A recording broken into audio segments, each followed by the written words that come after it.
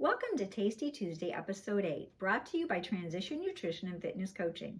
I'm Angie, and I demonstrate a new whole food plant-based recipe here every Tuesday because it's my passion to help you heal your body using food as medicine.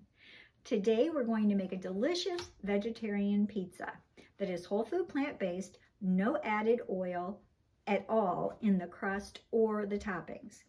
The first thing I want to show you is if you remember back to my salad video, I showed you this nice little Tupperware mini mandolin. And my favorite thing to use this for is when I make my pizzas.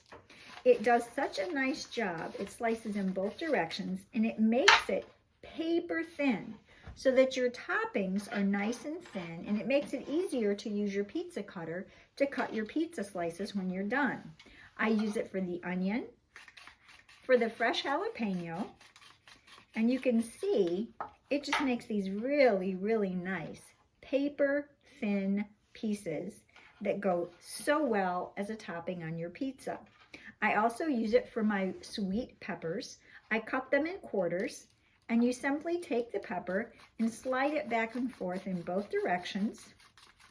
And before you know it, you've got these perfectly sliced pieces of pepper that make a great topping for your pizza. So I just wanted to take a minute to demonstrate that. I have all my ingredients ready and off to the side, so we're gonna get started. If you like a crispy crust, I would recommend using a pizza pan that has the holes in the bottom. We like our pizza crust really crispy. You can also use a pizza crust pan that looks like this, that doesn't have the holes, but it does tend to hold in a bit more moisture.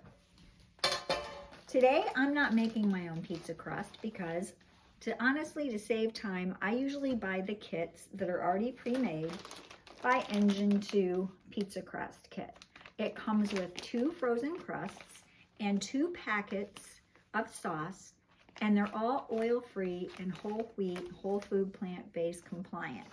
So that's what I'll be using today. So I've got my crust on my pan, and then I'm just going to squeeze out my packet of sauce.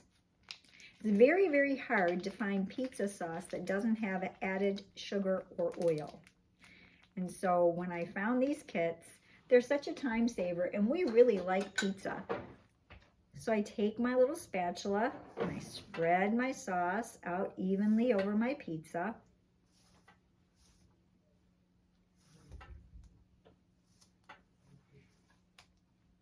I like to take the sauce pretty much all the way to the edge. That way you get a sauce in every single bite. The first ingredient you want to add to your pizza is spinach.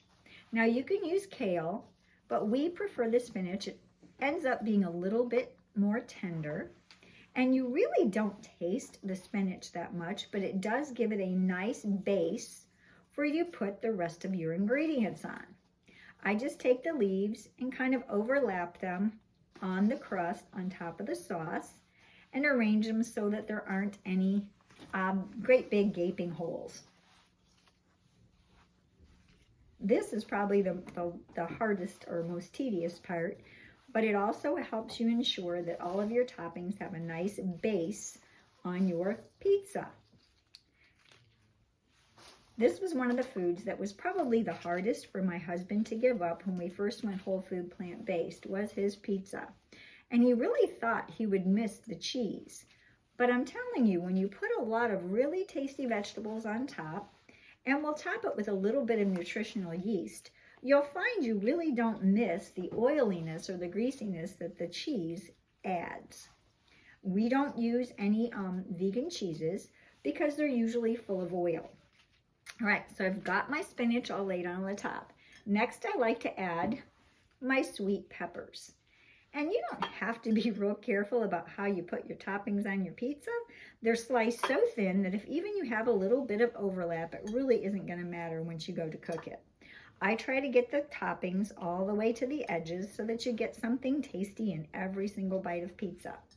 After my red peppers, I like to add red onion. This gives such a good flavor to your pizza. They sort of start to char and just sweeten up right in the oven. You can preheat your oven to 450 so that it's ready. I chose not to preheat mine. We'll probably pause and do that because I'm using the Breville Smart Oven, and it does make a bit of a humming noise in the background, which is how you can hear on the camera. After my onions, we love portobello mushrooms. So we put mushrooms, layer of mushrooms on here. We also like pineapple. Now I buy the ringed pineapple because it's sliced a little thinner than the tidbits or the chunks, which makes it nicer to go on the pizza. Gonna put our pineapple. And make sure it's spread out nice and even on your pizza. Next, we're gonna add we like spicy. You may have remembered that. These are fresh jalapeno slices. Again, so paper thin by using the little mandolin that you don't have to worry about getting a big chunk of hot jalapeno when you bite into your pizza. But it is such a good little spicy kick when you're biting into your pizza. Next, we like black olives, and I buy the pre-sliced because it's so much easier and saves time. And usually pizza night's one of those nights I really don't want to spend a lot of time in the kitchen. So I can throw one of these together in about 5 minutes.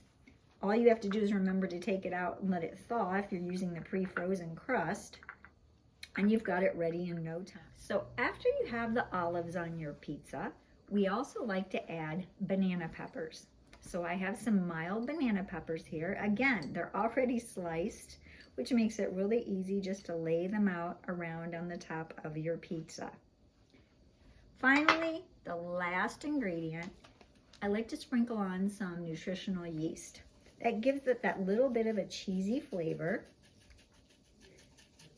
And it's also loaded with B vitamins, which is very good for you. Now my pizza is ready to pop into the oven. Isn't it beautiful? After I put the nutritional yeast on, I also add the broccoli. It is the crunchiest of the vegetables, so I try to put it on top so to make sure that it gets cooked all the way through. We're now ready to pop it into a 455-degree oven for about 12 to 13 minutes. Each oven is going to be a little bit different in its heat, and you want to make sure that you don't burn the crust. But about 12 to 13 minutes, and you'll have your pizza. Our pizza is now done and out of the oven. I let it cool for about 2 minutes and then use a pizza cutter to slice it into 4 pieces. That's a serving for us. You can cut it into more pieces if you like, but it's ready, nutritious, and delicious to enjoy for dinner. Thank you for tuning in today. If you like seeing these demos, please hit the subscribe button below and share this channel with your friends. Also, hit that little thumbs up. You can join my Facebook group, Transition Nutrition and Fitness Coaching. I post a lot of nutritional articles and recipes, and I'd love to have you contribute to our growing community. Please tune in next week for another delicious, healthy recipe. And remember, plants are the best medicine.